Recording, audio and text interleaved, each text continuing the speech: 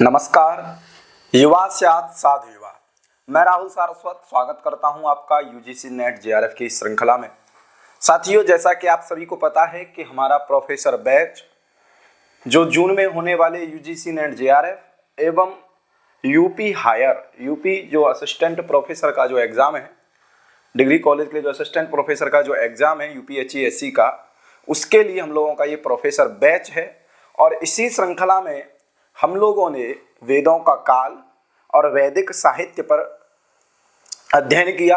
वेदों का काल आपको अभिषेक सर ने बताया था, बिमलेश सर के द्वारा आपको वैदिक साहित्य बताया था। उसी में अगला टॉपिक हम लोगों का जो था वो था ब्राह्मण साहित्य। ब्राह्मण साहित्य के बाद आरण्यक साहित्य, फिर संवाद सूक्त और फिर आपका वेदांग था। तो चलिए आज मैं आपको ब्राह्मण साहित्य की क्लास में लेकर के चलता हूँ।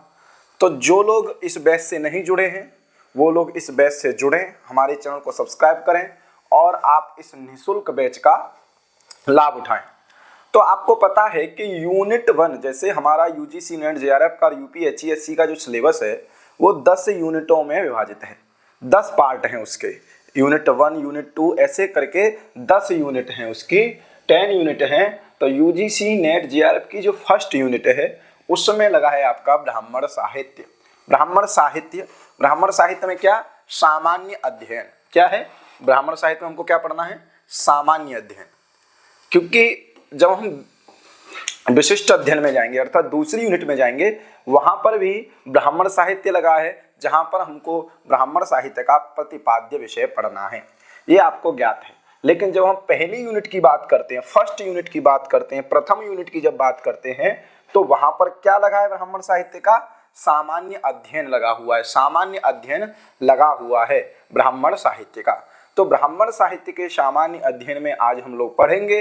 इसके अगली क्लास में जो यूनिट 2 है, जो दूसरी यूनिट है, जो द्वितीय यूनिट है, उसमें जो ब्राह्मण साहित्य का विशिष्ट अध्ययन लगा है, प्रतिपाद्य विषय जो हमको जानना है उसको कवर करेंगे।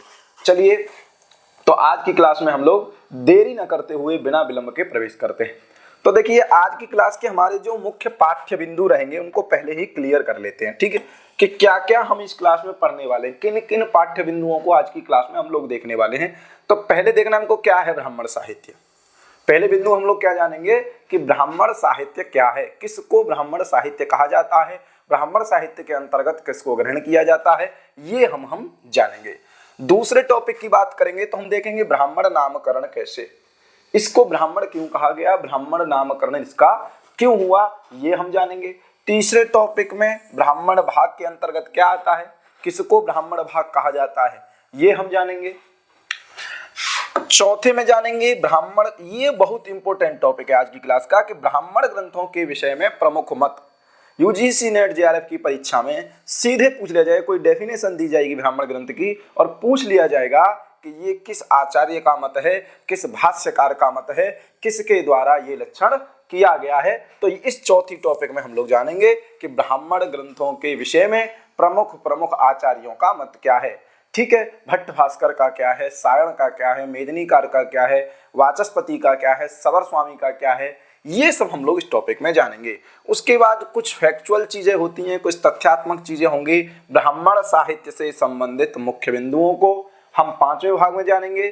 फिर जो हमारे वेद हैं, ऋग्वेद, शुक्ल यजुर्वेद, कृष्ण यजुर्वेद, सामवेद और अथर्ववेद, उसके अनुसार किस वेद का कौन ब्राह्मण है, यहाँ से भी प्रश्न बन जाता है कि गोपत ब्राह्मण किसका है, ऐतरेय ब्राह्मण किसका है, सांख्यायन ब्राह्मण किसका है, सतपथ ब्राह्मण किसका है। इस प्रकार के प्रश्न हमारे ना छूटें इसलिए हम जानेंगे वेदानुसार ब्राह्मण ग्रंथ, ठीक है। अगला है कि ब्राह्मण ग्रंथों के भारतीय भाष्यकार और अनुवादक, अर्थात ब्राह्मण ग्रंथों पर जो भी भारतीयों के द्वारा भाष्य लिखे गए हैं एवं जिनके द्वारा अन्य भाषाओं में अनुवाद हुआ है उनको देखेंगे। और 8वें टॉपिक में हम इसी चीज को देखेंगे कि ब्राह्मण ग्रंथों के जो पाश्चात्य अनुवादक हुए हैं, ठीक है, जो पाश्चात्य विद्वान थे, ठीक है, जो पश्चिमी धरती के विद्वान थे, उनके द्वारा ब्राह्मण ग्रंथों पर क्या क्या कार्य हुआ है, किस किस ब्राह्मण का किस किस के द्वारा अनुवाद किया गया है, ये सब हम इस 8वें टॉपिक में देखेंगे। और इसके बाद हम पूरे इसकी आज की क्लास से 15 क्वेश्चंस देखेंगे, जो हमारा अंतिम टॉपिक रहेगा, जो कि पिछले गत वर्षों में प्रश्न एनटीए के द्वारा पूछे जा सके हैं। ठीक है, पूछे गए हैं। ठीक है, ठीक है। तो पहला टॉपिक हमारा क्या रहेगा, क्या है ब्राह्मण साहित्य। तो आप लोग प्रयास करिएगा कि नोट्स बनाते जाएं, क्योंकि नोट्स आप बनाते रहोगे तो ये यूजीसी नेट जेआरएफ ही नहीं, आप जितनी भी उच्च शिक्षा की परीक्षाओं में जाएंगे वहां पर ये सब आपको देखने को मिलेगा। तो पहला हमारा आता है क्या है ब्राह्मण साहित्य। ठीक है, पहला टॉपिक हमारा क्या आता है, क्या है ब्राह्मण साहित्य। ब्राह्मण साहित्य किसको कहा जाता है। आपको पता है कि जो संहिता साहित्य था, जो हमारा वैदिक साहित्य था, जो हमारा वैदिक साहित्य था, क्या था हमारा वैदिक साहित्य। सबसे पहला हमारा प्राचीन साहित्य जो है वो क्या है, वैदिक साहित्य, जो प्रथम शब्द राशि के रूप में जाना जाता है। इस वैदिक साहित्य को हम लोग जान चुके हैं। इस वैदिक साहित्य को हम लोग 4 भागों में रखते हैं। इस वैदिक साहित्य को हम लोग कितने भागों में रखते हैं, 4 भागों में। पहला क्या रखते हैं, तो पहले में रखते हैं संहिता साहित्य। क्या रखा जाता है, संहिता साहित्य। ठीक है, संहिता साहित्य। आप लोग ध्यान रखिएगा कि इसको आप अपने ग्रुप्स में शेयर करते रहिएगा, ठीक है ना, जिससे और लोग भी इसका लाभ उठा चुके हैं। ठीक है ना, तो संहिता साहित्य, संहिता साहित्य पहला भाग। दूसरा भाग जो इसका किया जाता है वो किया जाता है ब्राह्मण साहित्य। क्या किया जाता है, ब्राह्मण साहित्य। ठीक है, तीसरा भाग जो इसका किया जाता है वो किया जाता है आरण्यक साहित्य। ठीक है, आरण्यक साहित्य, क्लियर। चौथा भाग जो इसको किया जाता है वो किया जाता है उपनिषद साहित्य, उपनिषद साहित्य। तो इस वैदिक साहित्य के 4 भाग आपको देखने को मिलते हैं। पहले आपको देखने को मिलता है ब्राह्मण संहिता साहित्य, जिसमें 4 संहिताएं हैं, जिसमें मंत्रों का संकलन है। उसके बाद ब्राह्मण साहित्य है, जिसको हम आज लोग देखेंगे।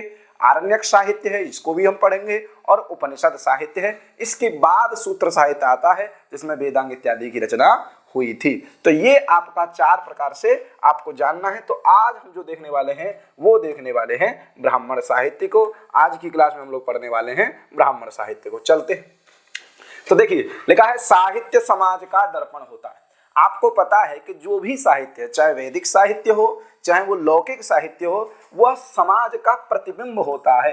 अर्थात समाज का प्रतिबिंब का मतलब है कि कैसा समाज था। चाहे हम ऐतिहासिक समाज की बात करें, चाहे आने वाले समाज की बात करें, तो किस प्रकार से साहित्य हमको ये बताता है। चाहे कोई भी प्राचीन साहित्य उठा लेंगे तो आपको उससे प्राचीन समय के बारे में आपको महत्वपूर्ण जानकारी मिलती है। ठीक है, तो ये आप लोग जानते हैं। इसी प्रकार जो चारों वेदों का, चारों वेद मतलब आप जान रहे हैं ऋग्वेद, यजुर्वेद, सामवेद और अथर्ववेद, इन चारों वेदों का अर्थात जो प्रथम शब्द राशि थी, वेद शब्द राशि, उसका दर्पण जो है उसी को ब्राह्मण साहित्य कहा जाता है। क्योंकि वेदों की भाषा इतनी दुरूह थी, इतनी कठिन थी कि उसको समझ पाना बड़ा मुश्किल था। कौन सा मंत्र किस विधि के लिए है, किस मंत्र का किस याग में प्रयोजन है, कौन सा मंत्र परोपकार के लिए है, कौन सा मंत्र में निंदा दिखाई गई है, कौन से मंत्र में प्रशंसा बताई गई है, ये सब बिना भाष्य के, बिना टीका के जानना संभव नहीं था। इसलिए जो प्रथम शब्द राशि थी, वेद राशि, उसका जो दर्पण था, अर्थात उसका जो आईना था, उसका जो प्रतिबिंब था, उसको दिखाने वाला, उसके तत्वोद्घाटन को करने वाला जो साहित्य है, उसी को ब्राह्मण साहित्य कहा जाता है। ठीक है, देखिए दूसरा पॉइंट क्या है कि वैदिक काल के विभाजन पर दृष्टि डालने पर पूर्व में मंत्र काल का नाम आता है। ठीक है, वही संहिता काल। कि जब आप वैदिक काल की बात करोगे, वैदिक साहित्य की जब बात करोगे, तो सबसे पहले क्या आता है, मंत्र काल, मंत्र साहित्य आता है। मंत्र साहित्य तथा संहिता साहित्य आता है, जो पूर्णतः वैदिक काल था। संहिता साहित्य का काल पूरा क्या था, पूरा वैदिक काल, जिसको हम कह सकते हैं कि पूर्ण वैदिक संस्कृति थी। उत्तर वैदिक काल में जो मंत्र संहिताएं थी, ये समय के साथ साथ क्या होती गई, दुर्बोध होती गई। ठीक है ना, जो प्राचीन आचार्य थे उसके समय में हमारी जो वैदिक संस्कृति थी, जो हमारे वैदिक आचार्य थे, उनके समय संस्कृति, हमारी जो वैदिक साहित्य संस्कृति, वो उत्थान पर थी। लेकिन जैसे ही समय बीतता गया तो जो मंत्र संहिताएं थी, और यही कहीं ना कहीं ये भी कारण था जो वेदव्यास के द्वारा 4 वेदों का जो विभाजन हुआ, क्योंकि एक ही शब्द राशि थी ऋग्वेद, जो 4 वेदों में जिसका विभाजन हुआ, तो उसका भी यही कारण था कि जन जन तक पहुंच सके। तो मंत्र संहिताएं समय के साथ क्या होती गई, दुर्बोध होती गई। जो मूल वैदिक ग्रंथों का ज्ञान था वह सीमित हो गया। समझ में आया? अर्थात जो मूल ग्रंथ, जो आपके वैदिक ग्रंथ थे, जो ऋग्वेद ग्रंथ था, जो मंत्र साहित्य था, जो संहिता काल था, वहां पर क्या हो गया, वो सीमित हो गया।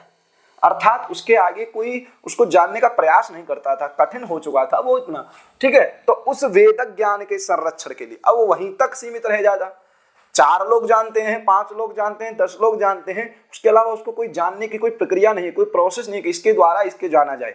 ठीक है, तो उसको दूसरों तक पहुंचाने के लिए कोई ना कोई माध्यम होता है। ठीक है, तो उस वेदक ज्ञान के संरक्षण के लिए, उस वेद ज्ञान के तत्वोद्घाटन के लिए, उसका वेद ज्ञान का तत्व क्या है, किस मंत्र में कौन सा तत्व छिपा हुआ है, कौन सा रहस्य छुपा हुआ है, उस रहस्य उद्घाटन के लिए ब्राह्मण साहित्य का सृजन हुआ।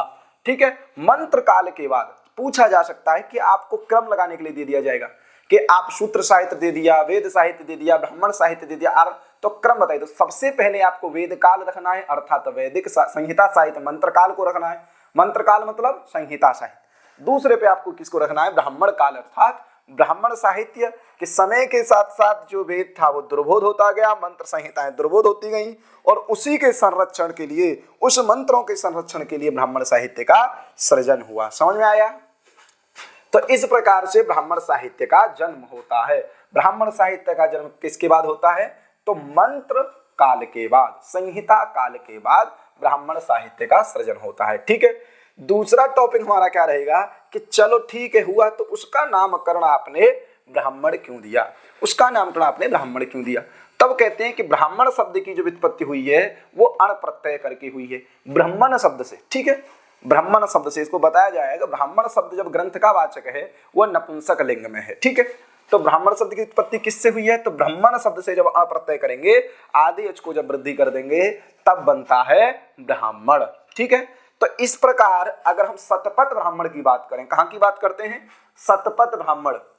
ठीक है, शतपथ ब्राह्मण जो आपके शुक्ल यजुर्वेद का ब्राह्मण है, शुक्ल यजुर्वेद की कांडव संहिता और माध्यन्दिनी संहिता पर जो ब्राह्मण मिलता है शतपथ ब्राह्मण, उसमें लिखा गया है ब्रह्मवई मंत्रः ब्रह्मवई यज्ञः। क्या कहा गया है, ब्रह्मवई मंत्रः। पूछ लिया जाता है कि ब्रह्मवई मंत्रः ब्रह्मवई यज्ञ, इसलिए इसको मैं हाईलाइट किया हूं, आप लोग देख रहे होंगे, नोट कर लीजिएगा कि ब्रह्मवई मंत्रः और ब्रह्मवई यज्ञः ये कहां का आया है, तो कहां पर आया है, ये शतपथ ब्राह्मण में। दिख रहा होगा आपको, स्क्रीनशॉट लेना है तो ले सकते हैं। ठीक है, तो ये कहां आया है, शतपथ ब्राह्मण में। ठीक है, इसलिए ब्राह्मण शब्द का जो अर्थ होता है मंत्र और यज्ञ। क्यों होता है, क्योंकि ये शतपथ ब्राह्मण में देखने को मिलता है, ब्रह्मवई मंत्रः ब्रह्मवई यज्ञः। ठीक है, तो ब्राह्मण शब्द का जो व्युत्पत्ति लभ्य अर्थ है, जो यौगिक अर्थ है, जो प्रकृति प्रत्यय का जो अर्थ है, तो उसके अनुसार अर्थ क्या होगा कि मंत्रों के तत्वों का रहस्योद्घाटन। ठीक है, अर्थात मंत्र जो हैं, जो संहिता साहित्य का मंत्र साहित्य है, उनके तत्वों का जो रहस्य उद्घाटन हुआ है, और याज्ञिक पक्षों में मंत्रों की जो विनियोगात्मिका व्याख्या की गई है।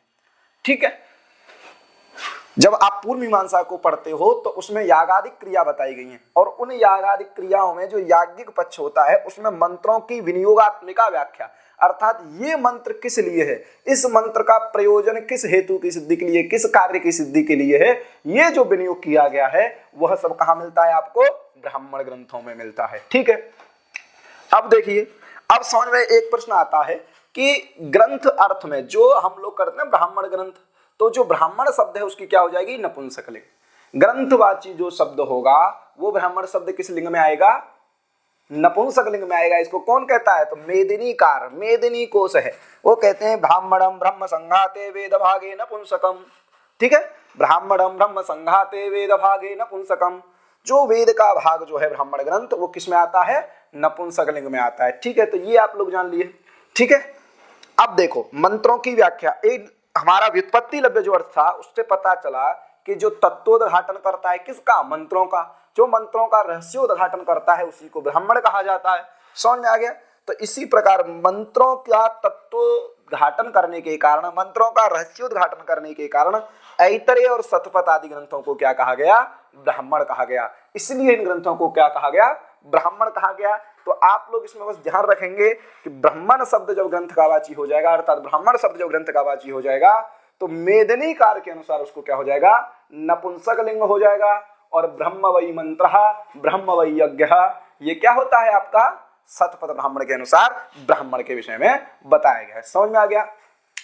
पूछ लिया जाएगा याज्ञिक जो पक्ष होते हैं उसमें मंत्रों की जो विनियोगात्मिका व्याख्या होती है वो किसके द्वारा होती है, तो ब्राह्मण ग्रंथों के द्वारा होती है। ठीक है, ये आपको पता चल गया। तीसरा टॉपिक हमारा जो है ब्राह्मण भाग।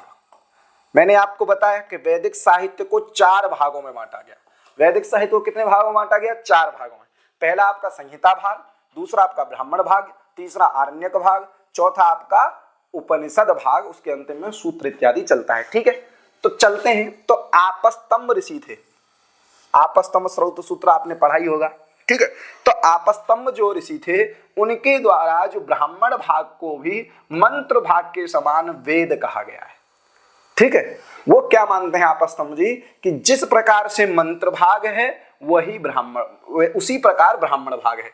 मंत्र भाग तथैव ब्राह्मण भाग, अर्थात वेद का जिस प्रकार से मंत्र भाग को वेद का भाग माना जाता है उसी प्रकार ब्राह्मण भाग को भी वेद का ही भाग माना जाता है, अर्थात वेद ही कहा जाता है। क्योंकि वो लिखते हैं मंत्र ब्राह्मणयोर वेद नामधेयम। नामधेयम मतलब नाम है किसका, वेद का। क्या क्या, मंत्र और ब्राह्मण।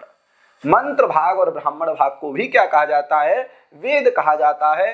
मंत्र ब्राह्मणयोर वेद नामधेयम। नामधेय मतलब नाम, संज्ञा, आख्या किसकी, वेद की। क्या, मंत्र और ब्राह्मण। समझ में आया। चले आगे। अब जो जैमिनी जी हैं, जैमिनी जी ने जो पूर्व मीमांसा की जो रचना की है, जैमिनी जी मीमांसा सूत्र में निर्देश देते हैं क्या कि शेषे ब्राह्मण शब्द, सूत्र देते हैं वो शेषे ब्राह्मण शब्द। तो किससे शेष, मंत्र भाग से शेष। जो मंत्र भाग से शेष है, किससे, मंत्र भाग। ध्यान रखिएगा, जो मंत्र भाग से शेष है वो क्या कहलाएगा, वो कहलाएगा ब्राह्मण। उसके विषय में क्या है, ब्राह्मण। तो मंत्र साहित्य से जो शेष है उसी को ब्राह्मण साहित्य कहा जाता है, ऐसा जैमिनी जी कहते हैं। ठीक है, तो पूछ लिया जाएगा शेषे ब्राह्मण शब्द, ये किसका कथन है, तो ये जैमिनी का कथन है। ध्यान रखिए, किसका कथन है, जैमिनी का कथन है। यहां से पूछ लिया जाएगा मंत्र ब्राह्मण योर नामधेयम इति कस्य मतम। ये प्रश्न बता रहा हूं, ये सीधे प्रश्न बनेंगे आपके, मंत्र ब्राह्मण योर नामधेयम किसका है, तो आपस्तंभ ऋषि का है। ठीक है, उसके बाद देखिए अब यहां पर निष्कर्ष ये हो जाता है कि ब्राह्मण भाग क्या है, वेद भाग है। क्यों, ये भी कहा गया है मंत्र ब्राह्मणाख्यो मंत्र राशि वेद। मंत्र ब्राह्मणाख्यो, मंत्र और ब्राह्मण नाम की जो मंत्र राशि है उसी को वेद कहा जाता है। ठीक है, तो इस प्रकार से निकल जाता है कि ब्राह्मण भाग भी वेद का एक भाग है, ब्राह्मण भाग भी मंत्र भाग के समान वेद का एक भाग है। तो ये चीज आप लोग ध्यान रखेंगे। ठीक है, चौथे पॉइंट में हमको जो पढ़ना है वो ब्राह्मण ग्रंथ के विषय में प्रमुख आचार्य क्या क्या कहें उसको जान लेते हैं। ठीक है, ब्राह्मण ग्रंथों के विषय में, ब्राह्मण ग्रंथों के विषय में जो प्रमुख मत हैं, ब्राह्मण ग्रंथों के विषय में जो प्रमुख मत हैं, कौन आचार्य क्या कहता है। यहां से पूरी क्लास में इस टॉपिक को ध्यान रखिएगा, यहां से प्रश्न सीधा बनता है। तो आपस्तंभ जी को हम जान चुके हैं कि मंत्र ब्राह्मणयोर वेद नामधेयम, क्या कहते हैं ये, मंत्र ब्राह्मणयोर वेद नामधेयम। और क्या कहते हैं, कर्म चोदना ब्राह्मणानी, जो कर्म की प्रेरणा देते हैं, जो कर्म को बताते हैं कि ये मंत्र किस कर्म के लिए है, उसको भी ब्राह्मण कहा जाता है। ब्राह्मणानी में बताया कि जो ब्राह्मण शब्द है वो ग्रंथवाचक होगा, तो ब्राह्मण ग्रंथानी। समझ में आ गया ना, जो कर्म की प्रेरणा देने वाले हैं। भट्ट भास्कर तैत्तरीय संहिता में लिखते हैं, भट्ट भास्कर क्या लिखते हैं, ब्राह्मणम नाम कर्मणस्तन मंत्राणाम च व्याख्यान ग्रंथः।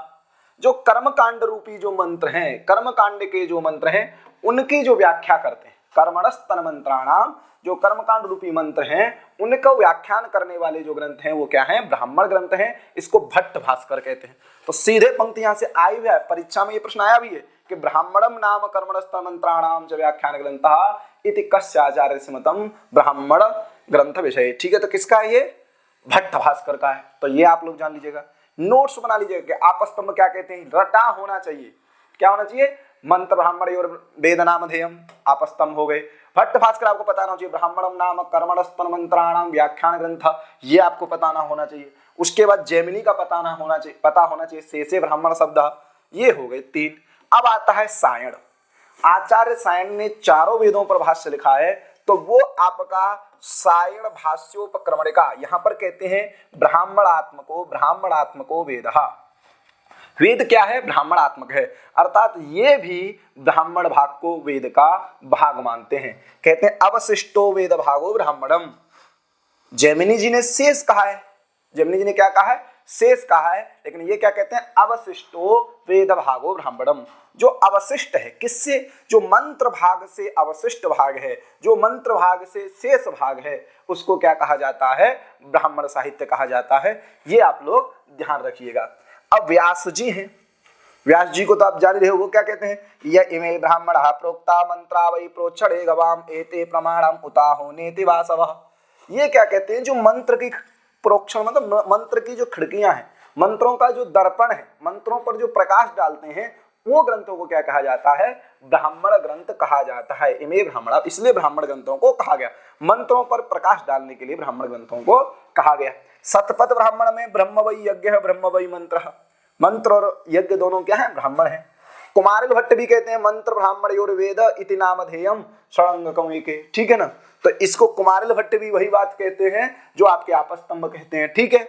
वाचस्पति मिश्र और सवर स्वामी, इन दो को आप अवश्य जान लीजिए। समझ में आ गया? आपस्तंभ आपने पढ़े, भट्ट भास्कर आपने पढ़े, जैमिनी आपने पढ़े, सायण को पढ़ा, व्यास जी को पढ़ा, शतपथ ब्राह्मण में पढ़ा और कुमारिल भट्ट में पढ़ा। और ये वाचस्पति मिश्र और सवर स्वामी ये परीक्षा में एकाधिक बहुत बार पूछे गए हैं, ठीक है।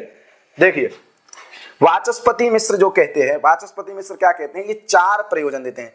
नैरुक्त्यम यत्र मंत्रस्य, ठीक है, यत्र मतलब जहां पर, नैरुक्त्यम यत्र मंत्रस्य विनियोगः प्रयोजनम प्रतिष्ठानम विधिश्चैव ब्राह्मणम तदिहोच्यते, ठीक है। तो इसको ध्यान, नैरुक्त्यम यत्र मंत्रस्य, जहां पर मंत्रों का निर्वचन किया जाता है, निरुक्तियां की जाती हैं, मंत्रों का अर्थ पर प्रकाश डाला जाता है, विनियोग बताया जाता है, प्रयोजन, ठीक है ना, विनियोग प्रयोजन, जहां पर निर्वचन करना, विनियोग करना, प्रतिष्ठान करना और विधि, ये सब ब्राह्मण के 4 विषय हैं।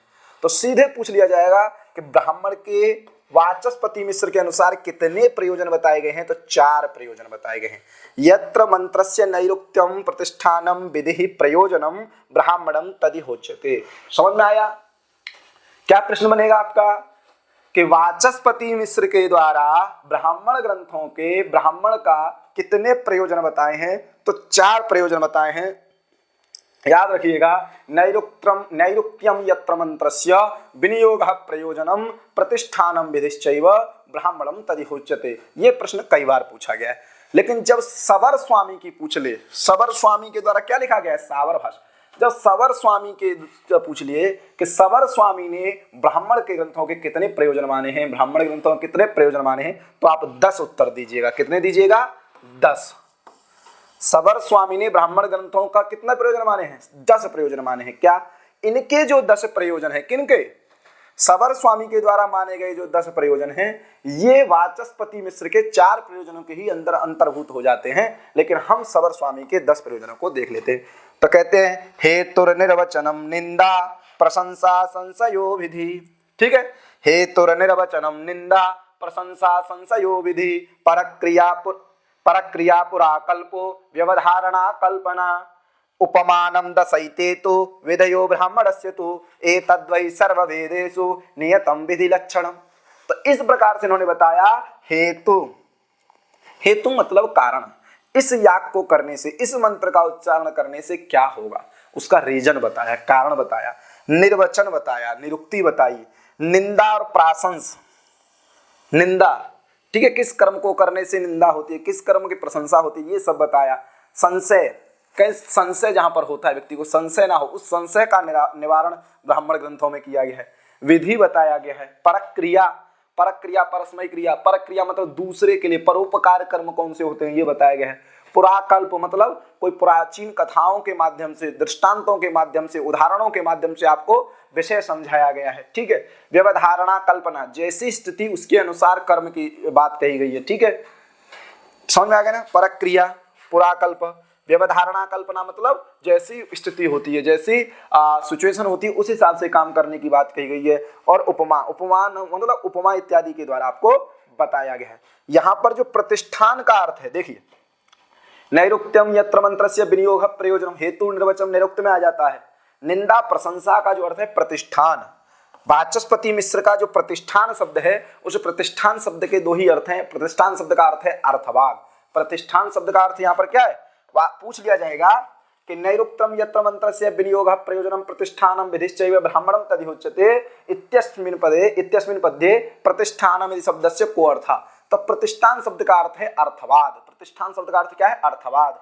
अर्थवाद मतलब निंदा प्राशस्त्योन्यत्र परवाक्यम अर्थवाद वाक्यम, ये आपको अर्थ संग्रह में मिल जाएगा। तो निंदा और प्रशंसा जहां बताई जाती है वो अर्थवाद वाक्य होता है और इसी को हम प्रतिष्ठान कहते हैं। और सबर स्वामी ने दोनों को अलग अलग रख दिया है, निंदा प्रशंसा संशयो विधि। समझ में आ गया। तो वाचस्पति मिश्र के अनुसार आपके 4 प्रयोजन होते हैं और सबर स्वामी के अनुसार आपके चाहे प्रयोजन कहिए चाहे विषय कहिए। ब्राह्मण ग्रंथों का प्रतिपाद्य विषय सबर स्वामी के अनुसार कितने प्रकार से कहा जा सकता है, 10 प्रकार से कहा जा सकता है। तो ये आप बिल्कुल ध्यान रखिएगा। आपको स्क्रीनशॉट लेना है तो स्क्रीनशॉट ले लीजिए, ठीक है।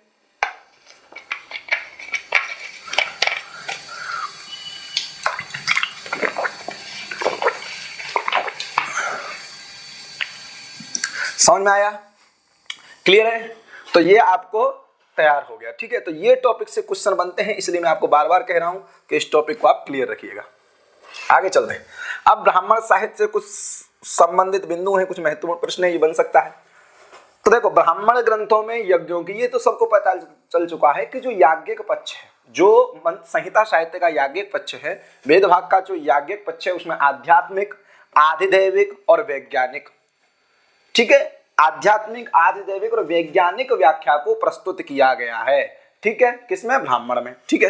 ब्राह्मण ग्रंथों का और क्या है कि यज्ञ एवं यज्ञीय प्रक्रिया का सर्वांगीण विकास, कपिल द्विवेदी अपनी बुक में लिखते हैं कि यज्ञ एवं यज्ञीय प्रक्रिया का सर्वांगीण विकास जिसमें किया गया है वह ब्राह्मण ग्रंथों में किया गया है। तो ब्राह्मण ग्रंथों का मुख्य प्रतिपाद्य विषय क्या है, यज्ञ को बताना और यज्ञीय प्रक्रिया। यज्ञीय प्रक्रिया का मतलब क्या हो जाता है कि किस प्रकार की उसकी विधि है, किस प्रकार के उसके विनियोग हैं, किस प्रकार से उसमें सभी जो क्रिया सवर स्वामी और वाचस्पति मिश्र के द्वारा जो प्रयोजन बताए गए हैं, वह यज्ञ प्रक्रिया का सर्वांगीण विकास जो है वो आपका कहां मिलेगा, ब्राह्मण ग्रंथों में प्राप्त होगा, ठीक है।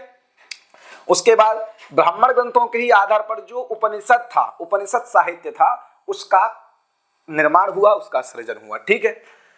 अब देखो यहां से प्रश्न बनेगा कि मंत्र दृष्टा को क्या कहा जाता है। तो मंत्र दृष्टा का नाम क्या होता है, ऋषि। और ब्राह्मण ग्रंथों के रचयिता को हम क्या कहते हैं, आचार्य कहते हैं। ध्यान रखिएगा, ठीक है।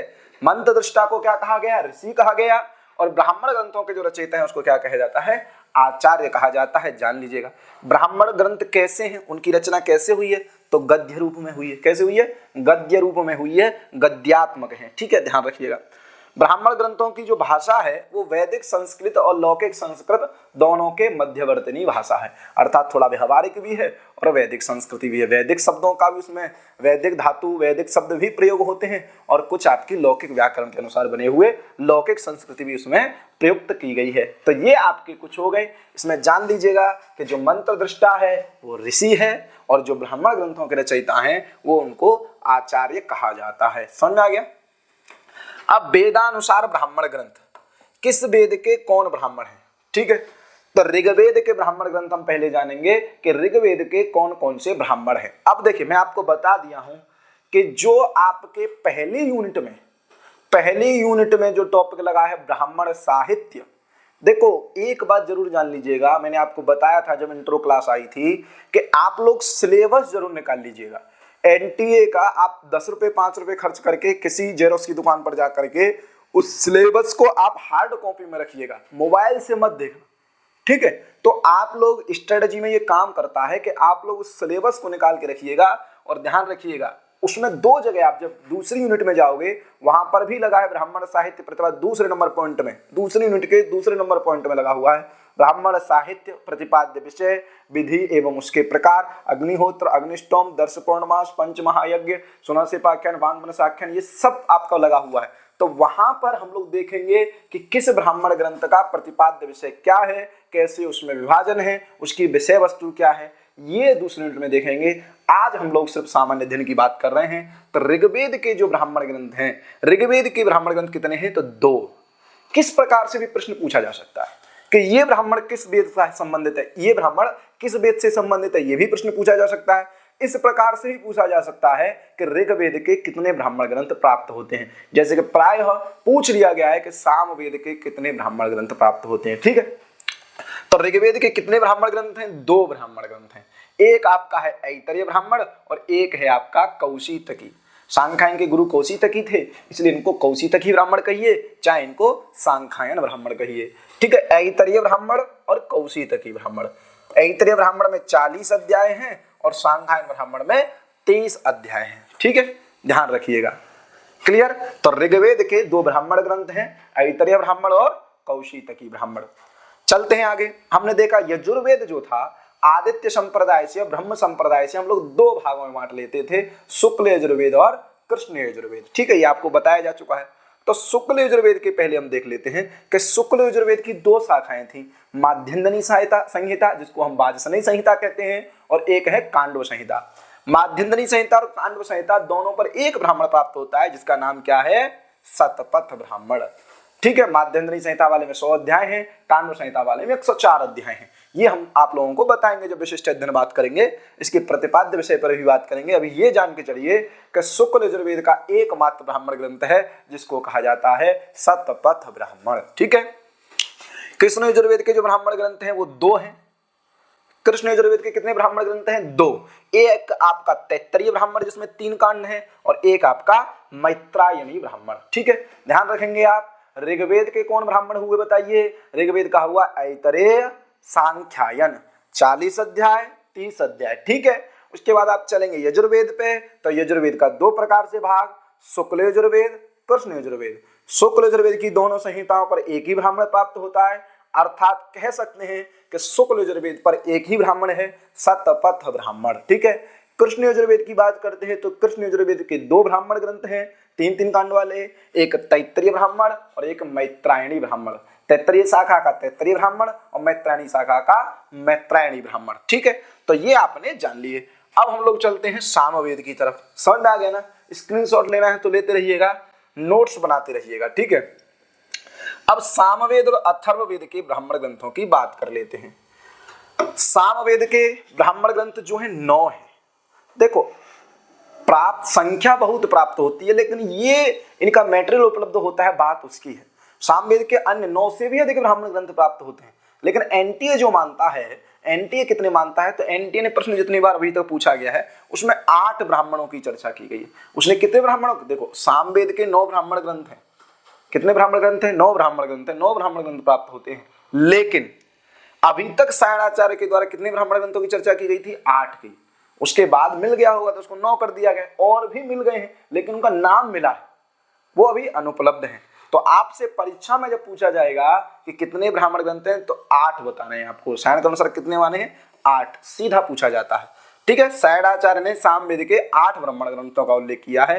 अष्टौ ही ब्राह्मण ग्रंथा प्रौढ़म ब्राह्मणमादिदम षड्विंशाख्यम द्वितीयम स्यात् ततः सामविधिर भवेत् आर्षेयम देवता अध्यायो उपनिषद तथा संहितोपनिषद वंशो ग्रंथा अष्टौ इति रता। ठीक है ना?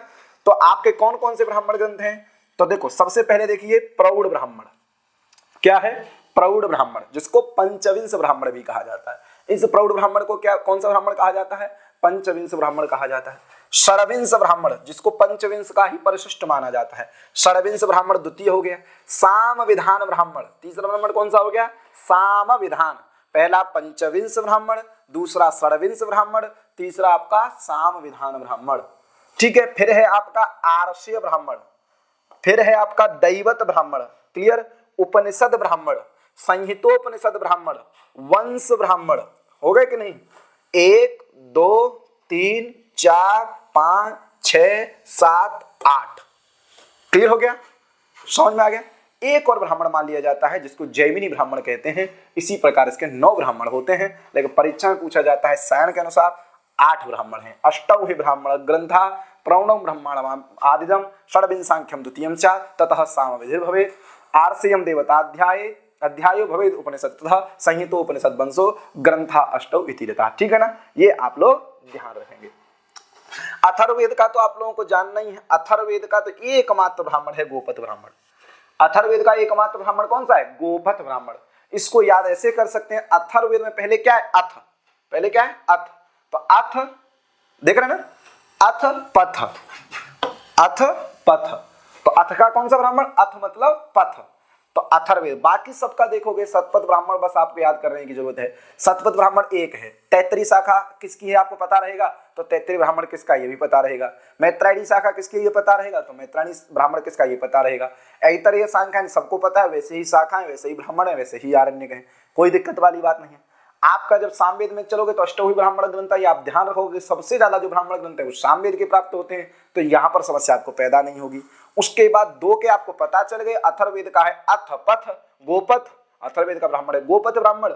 उसके बाद एक बचा, इन तीन के जो ब्राह्मण आपने पता कर लिए, ऋग्वेद के ब्राह्मण ग्रंथ पता कर लो, कम समय है ना, ऋग्वेद के ब्राह्मण ग्रंथ पता कर लो, यजुर्वेद के ब्राह्मण ग्रंथ पता कर लो, अथर्ववेद के ब्राह्मण ग्रंथ पता कर लो। जो इनका नहीं है वो सामवेद का है, ठीक है, तो ध्यान रखिएगा। अथर्ववेद का एकमात्र ब्राह्मण ग्रंथ है गोपथ ब्राह्मण। क्लियर हो गया, आगे चलते हैं। अब देखिए यहां से भी प्रश्न परीक्षा में देखे गए हैं गत वर्षों में, ठीक है, तो ब्राह्मण ग्रंथों के भारतीय भाष्यकार और अनुवादक, ये हमको जानना है। तो आचार्य सायण, मैंने कहा ना सबसे ज्यादा एक जो वेदों पे काम किया है, चारों वेदों पर जो भाष्य लिखने वाला व्यक्ति है, सबसे ज्यादा ब्राह्मण ग्रंथों पर जो भाष्य लिखने वाले आचार्य हैं वो सायण है। तो सायण ने 11 ब्राह्मण ग्रंथों पर भाष्य लिखा है। कितने ग्रंथों पर भाष्य लिखा है, 11 पर, ऐतरेय, शतपथ, तैत्तरीय, तांड्य, ठीक है, तांड्य ब्राह्मण, षड्विंश ब्राह्मण, सामविधान, आर्षेय, ठीक है, ये पंचविंश ब्राह्मण को ही तांड्य ब्राह्मण कहा गया है, ठीक है, प्रौढ़ ब्राह्मण कहिए चाहे तांड्य ब्राह्मण कहिए चाहे पंचविंश ब्राह्मण कहिए, ठीक है, षड्विंश को अद्भुत ब्राह्मण, तो ये ध्यान रखिएगा। देवताध्याय, उपनिषद ब्राह्मण, संहितोपनिषद ब्राह्मण और वंश ब्राह्मण, इसमें से ऐतरेय ब्राह्मण लिया ऋग्वेद का, शतपथ ले लिया इन्होंने कृष्ण यजुर्वेद का, शुक्ल यजुर्वेद का, तैत्तरीय ले लिया इन्होंने कृष्ण यजुर्वेद का, बाकी ये सब ब्राह्मण इन्होंने कहां के ले लिए हैं, सामवेद के, ठीक है। तो 11 ब्राह्मण ग्रंथों पर भाष्य इनका मिलता है सायण का। अब आते हैं गोविंद स्वामी और सड़गुरु शिष्य, गोविंद स्वामी और सड़गुरु शिष्य, इनके द्वारा ऐतरेय ब्राह्मण पर भाष्य लिखा गया है, ठीक है। कांडव शाखा का जो शतपथ ब्राह्मण है जिसमें 104 अध्याय हैं, उस पर नीलकंठ द्वारा, किस द्वारा, नीलकंठाचार्य के द्वारा भाष्य लिखा गया है कांडव संहिता के शतपथ ब्राह्मण पर, ठीक है। शतपथ ब्राह्मण पर और किसका मिलता है, तो आचार्य हरस्वामी का 538 ईस्वी में भाष्य लिखा गया था, ठीक है, तो ध्यान रखिएगा आचार्य हरस्वामी शतपथ ब्राह्मण। तैत्तरीय ब्राह्मण पर भट्ट भास्कर का लिखा गया है, जिसमें वो बोलते हैं कर्मणस्तर मंत्राणाम च व्याख्यान ग्रंथः ब्राह्मणम नाम, ये बोलते हैं तैत्तरीय ब्राह्मण में बोलते हैं जो भट्ट भास्कर हैं। तो भट्ट भास्कर और भवस्वामी दोनों का भाषा उपलब्ध होता है तैत्तरीय ब्राह्मण पर। गुण विष्णु द्वारा और जय स्वामी, देखो गुण विष्णु ने लिखा है मंत्र ब्राह्मण पर और जय स्वामी ने लिखा है तांड्य ब्राह्मण पर, ये दोनों आपके सामवेद के, समझ में आ गया। गुण विष्णु द्वारा मंत्र ब्राह्मण और जय स्वामी द्वारा तांड्य ब्राह्मण पर भाष्य लिखा गया है। भास्कर मिश्र द्वारा आर्षीय ब्राह्मण और भरत स्वामी द्वारा सामविधान ब्राह्मण और द्विजराज भट्ट द्वारा संहितोपनिषद ब्राह्मण पर भाष्य लिखा गया है। स्क्रीनशॉट आप लोग इसका ले लीजिए, नोट्स बना लीजिए, ये सब आपको याद करना है, ये सब आपको याद करना पड़ेगा। और ध्यान रखिएगा आचार्य सायण ने कितने ब्राह्मण ग्रंथों पर भाष्य लिखा है, संख्या पूछी जाए तो 11, क्योंकि अब ट्रेंड बढ़ता जा रहा है, कंपटीशन बढ़ता जा रहा है, परीक्षाओं के प्रश्न डेप्थ में आते जा रहे हैं, तो 11 ब्राह्मण ग्रंथों पे लिखा हुआ है। एक ऋग्वेद का है, क्लियर, एक आपका यजुर्वेद का है, शुक्ल यजुर्वेद का, एक 3 ये हो गए, और 8 और 3, 1 2 3 4 5 6 7 8, ठीक है, क्लियर, ध्यान रखिएगा, 1 2 3 4 5 6 7 8, 8 सामवेद के और 3 वो 11 ब्राह्मणों पर इनका भाष्य मिलता है, क्लियर, ध्यान रखिएगा। चलें आगे। अब देखते हैं कि ब्राह्मण ग्रंथों का जो अनुवाद हुआ है, भारतीय विद्वानों के द्वारा जो अनुवाद हुआ है वो किसके द्वारा क्या क्या हुआ है। तो गंगा प्रसाद उपाध्याय ने संपूर्ण शतपथ ब्राह्मण का हिंदी अनुवाद किया। संपूर्ण शतपथ ब्राह्मण का हिंदी अनुवाद किसके द्वारा किया गया है, तो गंगा प्रसाद उपाध्याय द्वारा किया गया है। सत्यव्रत सामश्री द्वारा वंश देवताध्याय और मंत्र ब्राह्मण का बंगला में अर्थात बंगला भाषा में अनुवाद किया गया है। किसका, सत्यव्रत सामश्री द्वारा, देवताध्याय, ये तीनों ब्राह्मण किसके हैं, सामवेद के, ठीक है। सामवेद के ब्राह्मणों का जो संस्करण है, ये प्रश्न पूछा भी जा सकता है कि संस्करण जो है बर्नेल द्वारा प्रकाशित होता है। ठीक है, तो बर्नेल यहाँ पर आ गया है भारतीय अनुवादक में, लेकिन ध्यान रखिएगा सामवेद के जो ब्राह्मण हैं उनका जो संस्करण है वो बर्नेल द्वारा मंगलौर से प्रकाशित है। कहां से प्रकाशित है? मंगलौर से प्रकाशित है। ठीक है, चलते हैं आगे। अब देखिए ब्राह्मण ग्रंथों के जो पाश्चात्य अनुवादक हुए, भाष्य तो कोई नहीं लिखा, क्योंकि भाष्य लिखने के लिए बहुत ज्ञान चाहिए। पाश्चात्यों के पास भाषा थी, क्या थी? भाषा। तो उन्होंने सिर्फ अनुवाद कर सकते थे, ज्ञान नहीं था, उन्होंने वेद नहीं पढ़े थे, को भाष्य करते। ठीक है, तो ब्राह्मण ग्रंथों का इन्होंने सिर्फ क्या किया? भाषा के माध्यम से अनुवाद किया है। तो ऐतरेय ब्राह्मण का अंग्रेजी अनुवाद, देखो कई बार पूछा गया है शतपथ ब्राह्मण का अंग्रेजी अनुवाद किसने किया है, तो पूछ लिया था, इसलिए ध्यान रखिएगा, इस बार पूछ लिया जाएगा ऐतरेय ब्राह्मण का अंग्रेजी अनुवाद किसने किया है, तो मार्टिन हाग। ठीक है, मार्टिन हाग द्वारा 1863 ईस्वी में इसका अनुवाद करके 2 भागों में प्रकाशित किया गया। अंग्रेजी अनुवाद किसके द्वारा है? मार्टिन हाग द्वारा। A.V. कीथ हैं, इनको आप जानते हैं। तो ऐतरेय ब्राह्मण और कौशितकी ब्राह्मण, जो दोनों ही ब्राह्मण ऋग्वेद के हैं, उस ऋग्वेदा ब्राह्मणास इस नाम से इन्होंने प्रकाशित किया है अंग्रेजी अनुवाद के साथ। अंग्रेजी अनुवाद के साथ A.V. कीथ के द्वारा ऋग्वेद ब्राह्मणास ये प्रकाशित किया गया। ठीक है ना। बेवर जो थे, ए बेवर, इन्होंने 1855 ईस्वी में, ठीक है, शतपथ ब्राह्मण को सर्वप्रथम जो आलोचनात्मक संस्करण, क्रिटिकल एडिशन जो निकाला था, वो बेवर ने निकाला था। और ये प्रश्न पूछा गया है यूजीसी नेट जेआरएफ में, ये प्रश्न पूछा गया है कि बेवर ने शतपथ ब्राह्मण का आलोचनात्मक संस्करण कदा प्रकाशित, तो कदा प्रकाशित 1855 ईस्वी, ध्यान रखना। ये भी पूछा गया है कि शतपथ ब्राह्मण का अंग्रेजी अनुवाद किसने किया है, तो एकलिंग ने किया है, ध्यान रखिएगा। शतपथ ब्राह्मण का अंग्रेजी अनुवाद बेवर ने अद्भुत ब्राह्मण और वंश ब्राह्मण का प्रकाशन जर्मन भाषा में कराया है। क्लियर। कैलेंड जो हुए थे, उन्होंने जैमिनी उपनिषद ब्राह्मण का जर्मन भाषा में अनुवाद किया है। ओल्टेन ने जैमिनी उपनिषद का अंग्रेजी में अनुवाद किया है। और ब्लूमफील्ड ने लिखा है द अथर्ववेदा एंड गोपत ब्राह्मणा। ठीक है, द अथर्ववेदा एंड गोपत ब्राह्मणा। तो ये ध्यान रखिएगा, बिल्कुल ध्यान रखिएगा, स्क्रीनशॉट ले लीजिए एक बार, क्योंकि ये चीज ऐसी है कि आपको एक बुक में नहीं मिलेंगी। ठीक है, तो हम लोगों का प्रयास रहता है कि अन्य बुकों से आपके पास ला करके शोधपूर्ण सामग्री लेके आते हैं, तो इसलिए आप लोग इसको स्क्रीनशॉट ले लीजिए। ठीक है, चलते हैं। क्लियर। अब देखिए, हम लोगों ने पढ़ लिया, हम लोगों ने पूरी क्लास को देखा, जिसमें हम लोगों ने क्या ब्राह्मण साहित्य क्या है ये भी जाने। ठीक है, ब्राह्मण साहित्य का नामकरण कैसे हुआ ये भी जाने, ब्राह्मण भाग किसको कहा जाता है हम लोगों ने ये भी जाना। ठीक है, वेदों के अनुसार ब्राह्मण ग्रंथ क्या होते हैं ये भी हम लोगों ने जाना। प्रमुख आचार्य के मत में ब्राह्मण डेफिनेशन क्या है, उनकी परिभाषाएं क्या, ये भी हम लोगों ने जाना। पाश्चात्य अनुवादक, भारतीय भाषा, इन सबको जाना। अब कुछ प्रश्न हैं, ये हम लोग देख लेते हैं। तो ये प्रश्न देखो, आपका यहाँ पर दिसंबर 2000 में आया है।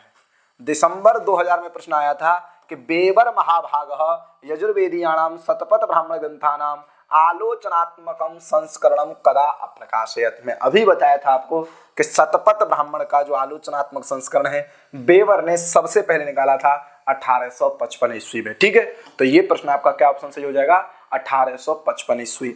दूसरे में देखा है गोपत ब्राह्मण केन वेदेन सह संबद्धा।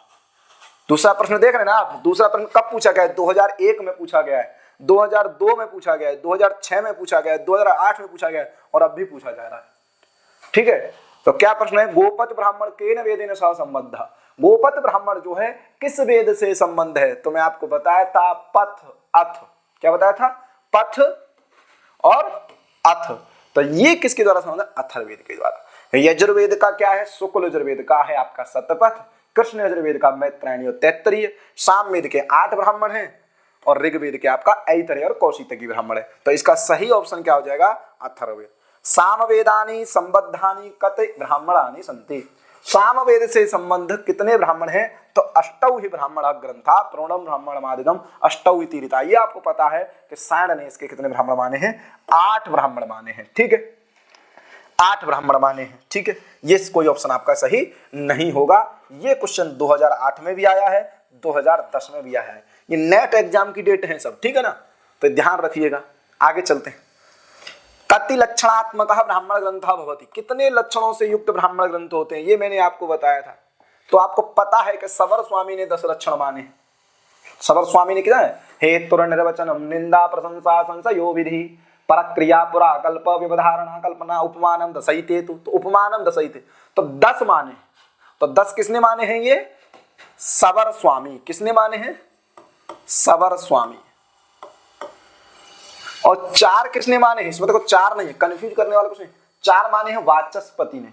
नैरुक्तम यत्र मंत्रस्य विनियोग प्रयोजनम प्रतिष्ठानम विधिश्चैव ब्राह्मणम तदिहोच्यते।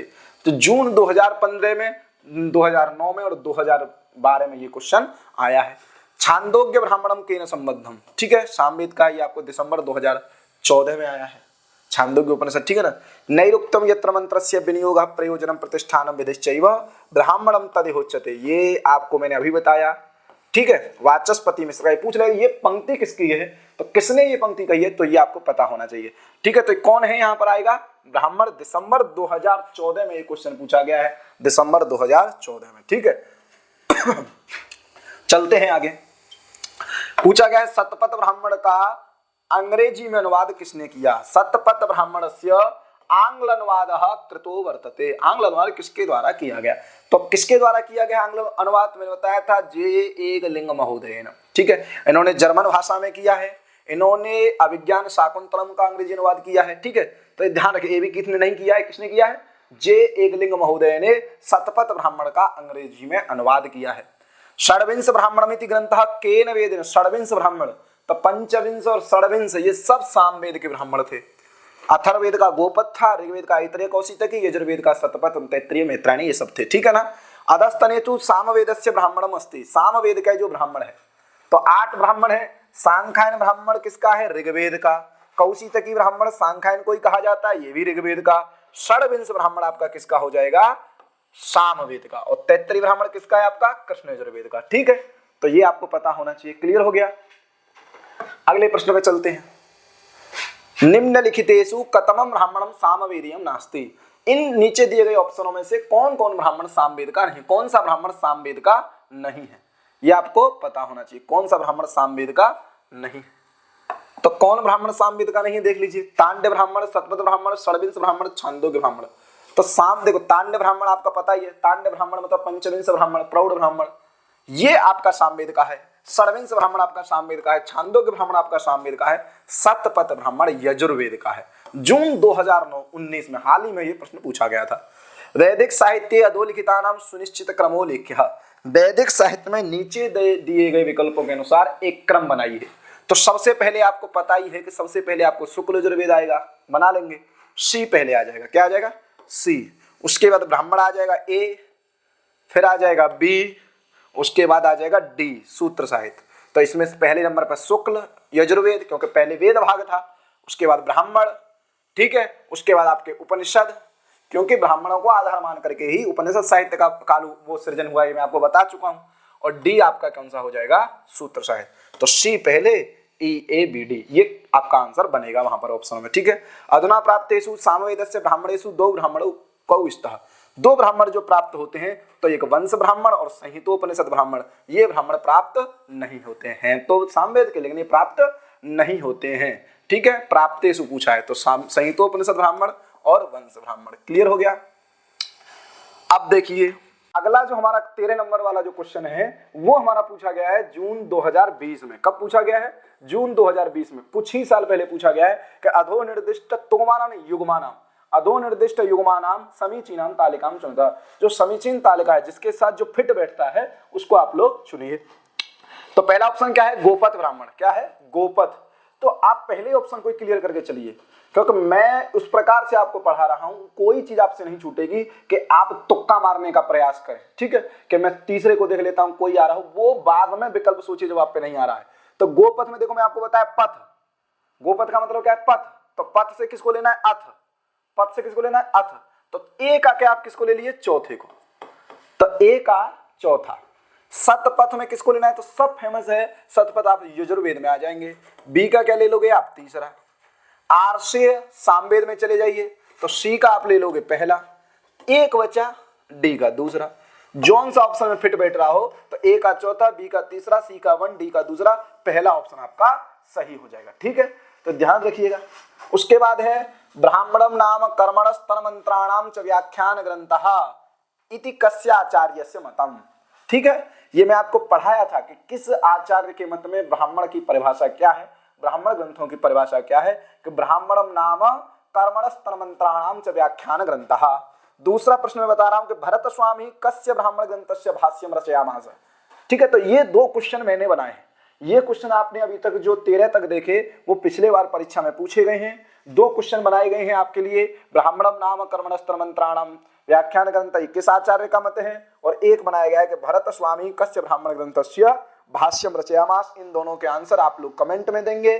ठीक है, और अगली क्लास में जब लेके आऊंगा तो इन दोनों के आंसर मैं आपको बताऊंगा। और जिन लोगों पर आते हैं, जिनको मैंने अभी बताया, पुरानी क्लास देखिए, पीछे जाके देखिए, आप लोग नोट्स बनाए होंगे और इन दोनों के आप लोग प्रश्नों के आंसर दीजिए। हो सकता है ये आपको आगे परीक्षा में फेस करने पड़े। ठीक है, तो ये आपके 15 प्रश्नों का अभ्यास हो गया। अगली क्लास में हम लोग जो यूनिट 2 है,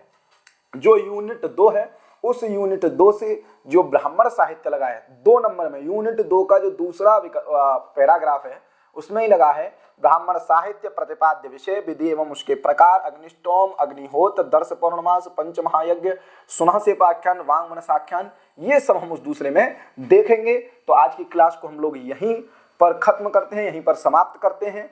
तो बने रहिए आप हमारे YouTube चैनल के साथ, लाइक करिए, कमेंट करिए और हमारे चैनल को सब्सक्राइब करिए। बहुत बहुत धन्यवाद। युवा साधु युवा।